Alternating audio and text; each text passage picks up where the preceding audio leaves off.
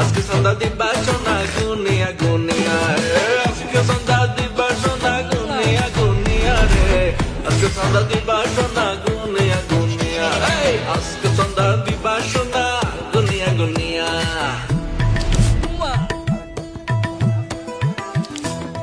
ভাই সেই লাগতেছে। আমি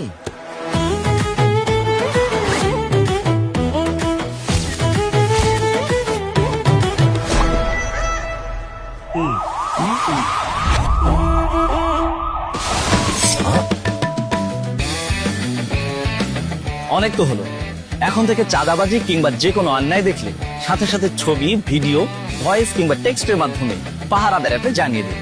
ব্যবস্থা গ্রহণ করা হবে মাত্র 24 ঘন্টার মধ্যে।